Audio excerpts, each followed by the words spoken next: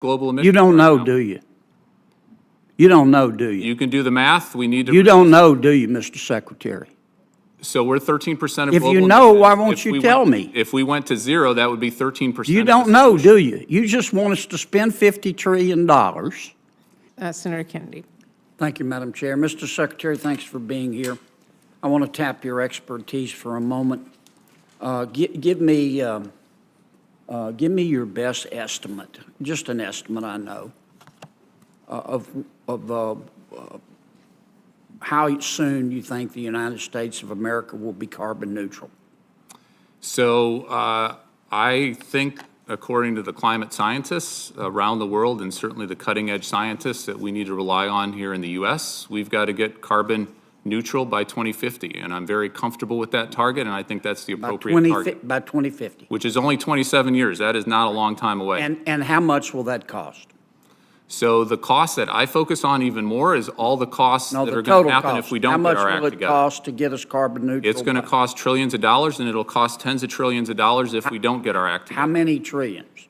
I don't have the estimate or the numbers in front of me. I've seen a variety of different estimates, but it's a large amount. Fundamentally transforming our energy Tell me economy the is a big estimates. deal. Tell me the estimates that you've seen. I don't have those numbers right on hand. So you're advocating that we become carbon neutral, but you don't know how much it's going to cost. So there's an awful lot of estimates out there. It Yeah, depends but on you're technology the improvement and other deputy kinds of secretary. things. You're the expert. I Give me know, an I know estimate with of a how much certain- it's going to cost. I know with the certainty of all the experts I've spoken about, it's cheaper to get our act together than it is to not get our act together on climate change. Okay, then tell me the cost Orders versus of the magnitude. cost that if we don't do it. I think it's orders of magnitude different. If we I don't know get our that, act but together, you- it's you tens or don't hundreds. you don't have a cost. You want us to get there, but you can't tell the American taxpayer how much it's going to cost. Is that your testimony? It's going to save us money, and there's a lot of jobs. Well, how do a we lot of know if you American don't know how much it's manufacturing. going to cost? I'd be happy to pull up the latest numbers that I've seen. How about Compare $50 notes. trillion? Is that right? It's going to cost trillions of dollars. There's no doubt about it. Okay. If we spend trillions of dollars and we achieve, some of your colleagues estimate 50 trillion, and it disappoints me that you're not willing to give the estimates. I hope you're not telling me you have no idea how much it's going to cost. That creates a whole new host of problems.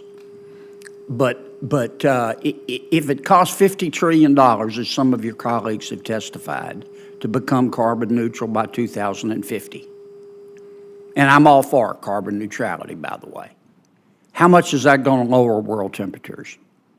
Or how much is that going to reduce the increase in world temperatures? So every country around the world needs to get its act together. Our emissions are about 13% of global emissions. Yeah, but if you right could now. answer my question, if we spend $50 trillion to become carbon neutral in the United States of America by 2050, you're the Deputy Secretary of Energy. Give me your estimate of how much that is going to reduce world temperatures. So first of all, it's a net cost. It's what benefits we're having from getting our act together and reducing all of those climate benefits. We're seeing. Let me ask again. hundreds of Maybe billions I'm of dollars being, right now maybe I'm not in the being country. clear. If we spent $50 trillion to become carbon neutral by 2050 in the United States of America, how much is that going to reduce world temperatures? This is a global problem. So we need to reduce our emissions, and we need to do everything we can. How much, to if we do our influence other part, is it countries. going to reduce So world we're temperatures? 13% of global emissions. You don't right know, now. do you? You don't know, do you? You can do the math. We need to. You don't know, do you, Mr. Secretary? So we're 13% of If global you know, emissions. why won't If you we tell went- me? If we went to zero, that would be 13%. You of don't the know, solution. do you? You just want us to spend $50 trillion, and you don't have the slightest idea whether it's going to reduce world temperatures. Now, I'm all for carbon neutrality, but you're the Deputy Secretary of the Department of Energy, and you're advocating we spend trillions of dollars to seek carbon neutrality, and you can't, and this isn't your money or my money, it's taxpayer money, and you can't tell me how much it's going to lower world temperatures? Or you won't tell me? You know, but you won't? In my heart of hearts, there is no way the world gets its act together on climate change unless the U.S. leads. Tell me how much it's The going US to needs to reduce. lead. You can't tell me. Either that or you won't. We're And 13%, that's 15% that roughly the of President global of the emissions. United States needs. I've still got a few seconds. I got 22 seconds. I'm going to use them a different way. Mr. Secretary, shaming you for not answering my questions. Madam Administrator, how are we going to get plutonium pit production back on track? Well, thanks, Senator Kennedy. We are doing, the most important thing we have to do to get pit production back on track is get craft workers in the facilities, finish our designs, get craft workers in the facilities, and that is happening. And so we have got great confidence between changes we're making in our processes, getting people on board, doing equipment pre-buys, particularly for glove boxes, which are limited manufacturers in the United States, that we will be able to make pits. We're going to be late. We're trying to catch up. Thank you, ma'am. Senator Haggerty, would you like to ask a few questions? Thank you, Senator Heinrich. I'd like to first direct my questions to the Deputy Secretary to talk about small modular reactors. It's a topic that comes up very often as I talk to leaders around the world and to business leaders as well. I think you've had some discussion with Ranking Member Kennedy already today, but I'd like to just establish a couple of basic points first. My first question, does the Department consider nuclear energy clean, sustainable, and carbon-free energy? A yes/no answer would be fine. Absolutely. Nuclear energy is a top priority for us. And as I said, my colleague, Ranking Member Kennedy, I think, has already confirmed with you that the Department would state that nuclear power is the most reliable energy source, and it's not even close. That's a direct quote. And also to quote, nearly 2 times more reliable as natural gas and coal units, and almost 3 times more reliable than wind and solar plants. That's from the Department's Office of Nuclear Energy website. So I'd like to come back to you and ask that given that nuclear energy is clean, carbon-free, and more reliable than other energy sources, do you agree that the United States should be encouraging the production of more nuclear power? Absolutely, and we've got a lot of fundings, thanks to Congress, to extend the lifetime of our existing nuclear, which is incredibly important. It's about 20% of our overall electricity generation in our country, as you know, Senator. And then also focusing, just as you said, on SMRs, on the small modular reactors, the reactors of the future. Top priority for us. Well, the demand is clearly there, as I said. As I speak with leaders around the world, I was just in Latin America and talking with leaders there who are trying to make transitions, and they see this as a great opportunity to partner with the United States of America. And also, it's an area that would satisfy important demands while meeting certain climate objectives. My next question is that, given all of that, why aren't we building more nuclear power plants? So this is where we've got the $6 billion in credits to try to extend the lifetime extension of the existing nuclear, and we're working as quick as we can on the Advanced Reactor Demonstration Program at being the leader in small modular reactors. And it's not just Latin America. I was in Latin America as well, where everybody's focused on SMRs and U.S. leadership in that space, but it's Eastern Europe and it's a lot of other countries around the world. So there's huge U.S. domestic opportunities, but there's also a lot of jobs in an export environment as well. So completely agree with you on that point. I spent a great deal of time in my previous job working with Japan and their energy security and their strategy there. There's also a tremendous demand in developed economies like Japan in particular. That's why I think it's very important to direct our scarce government resources toward technological innovation, increasing efficiency, and doing things of that nature. And my next question is that do you agree that it's in our nation's interest for the next generation of nuclear reactor technology and also the related supply chains and the technologies that are around it to be developed and pioneered here in the United States? Absolutely. My concern is that this administration seems to be more focused on pouring billions of taxpayer dollars into wind and solar when we have a serious situation where China controls a lot of the natural resources and a lot of the supplies there, as opposed to being a competitive advantage for America, where in contrast, if we look at nuclear power, it's an area where the United States actually does possess a lead. We can build a supply chain that doesn't pass through China, but it requires us to develop the next generation of this technology right here in the United States. Then in March, the DOE released a series of reports that were focused on green energy technologies, including a report focused solely on advanced nuclear. That report stated, and I'm going to quote, "It's likely that the first design to reach a critical mass of orders may be a Gen 3 plus SMR." I attended an event in March in which the Tennessee Valley Authority, GE Hitachi, Ontario Power, and Synthos announced that they're teaming up to advance the global deployment of grid-scale modular nuclear reactor. That first SMR in North America is going to be built in Canada, not in the United States. However, the next SMR, and the first in the United States, could be built at the Clinch River site in Oak Ridge, Tennessee. You might be wondering why I'm talking about this.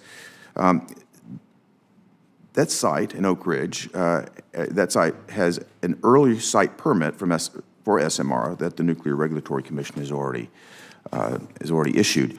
So would deployment in the United States of commercial grid-scale modular reactors be a substantial step toward our leadership in this technology? Absolutely, and Oak Ridge and Tennessee have had a real leadership for decades in this space. So my question then, does the department support this project? So we've been very supportive of projects across the country. We're spending billions of dollars and really prioritizing this. And the quicker we can get this technology available in Tennessee, across our country, and across the world, the better the world will be. Does the President's budget request have any funding for this particular project in it? So the President's budget request for this fiscal year took into account that we had some extraordinary funding, especially for the ARDP, the Advanced Reactor Demonstration Program, through the bipartisan infrastructure legislation.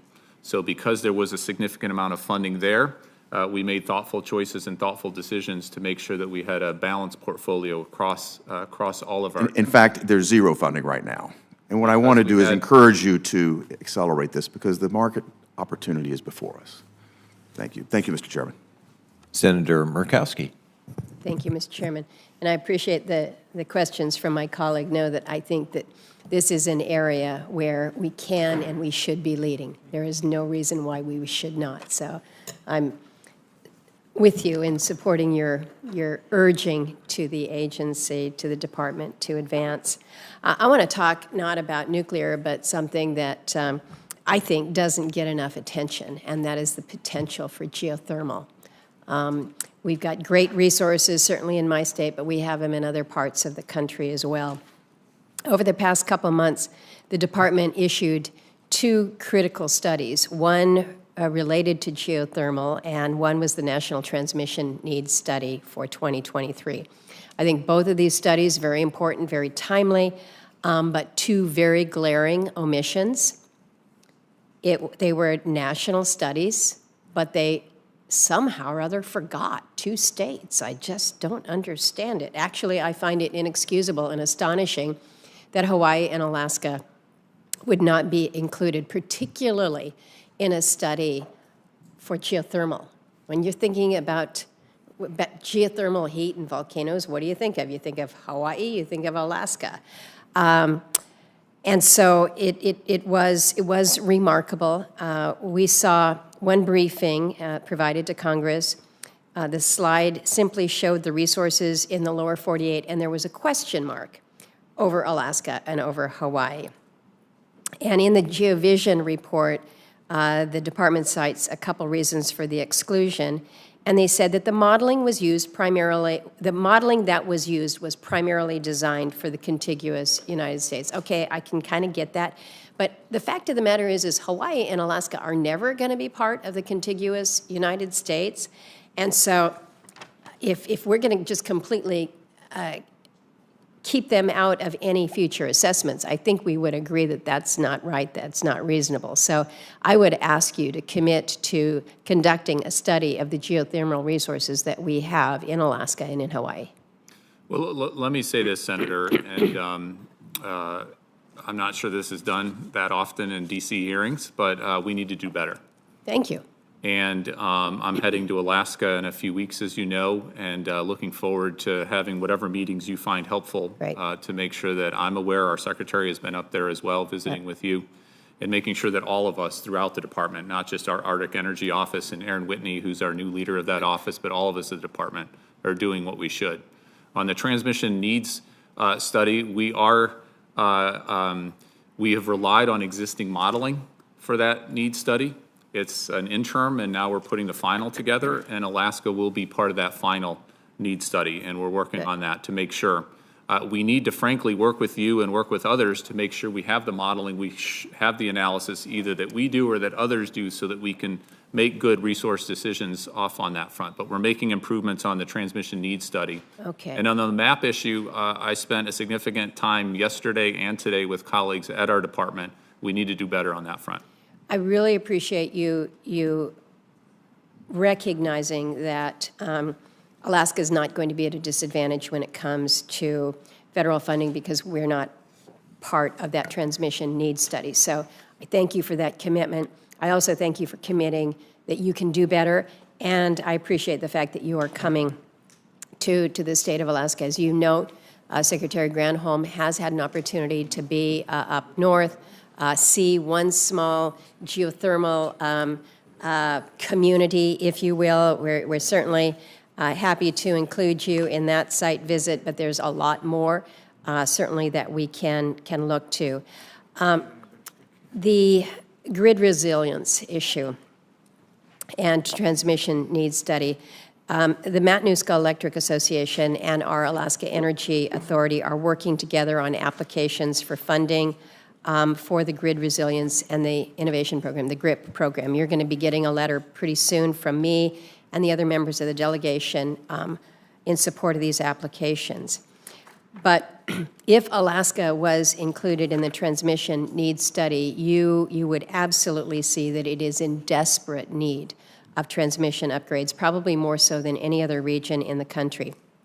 The bipartisan infrastructure bill funds represents an incredible opportunity for us in Alaska to stabilize an aging grid by bringing it to modern standards, enhancing resiliency in the face of unprecedented natural disasters, climate change, rugged geographic terrain. These improvements are really, I can't underscore enough how critical they are to preparing our state for a fuel-diverse, clean energy future, as well as integrating new sources of energy along this. And so as you're planning your trip, if we can make sure that this is on your itinerary, we will work with you in advance. I'm looking forward to the opportunity to discuss more of these, as well as what we're doing with small hydro, the Arctic Energy Office that you have noted, and then the opportunities for potential resources related to our critical minerals. So with that, Mr. Chairman, I thank the committee. I want to turn back to you, Deputy Secretary, for just a moment on an issue that Secretary Granholm raised with the Senate Energy Committee last month. She said that an additional $1 to $2 billion investment injection is needed to boost domestic manufacturing grid infrastructure.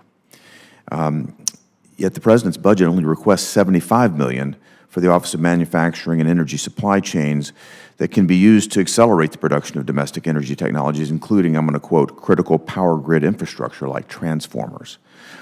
This is an area I've got a deep concern in. We've got a real choke point in transformer capacity in the United States.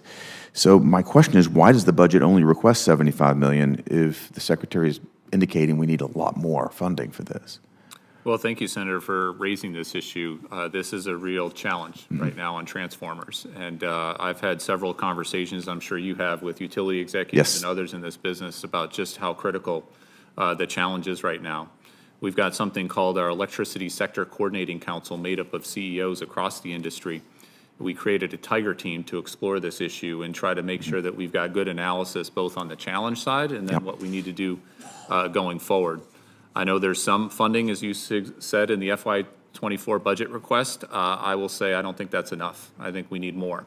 And there have been very good conversations with members of Congress, including for last year's supplemental, last year's omnibus, that unfortunately did not come to fruition for a significant amount of additional funding. So happy to have further conversations and appreciate I would appreciate if you would follow up with my staff on this. It's a national security issue, and it's not just the transformers, it's the electrical steel components that go into it as well. But these are real choke points that, as you know, completely agree. A critical national security issue. Thank you for updating us on that when you get your team together with ours. Thank you. Great.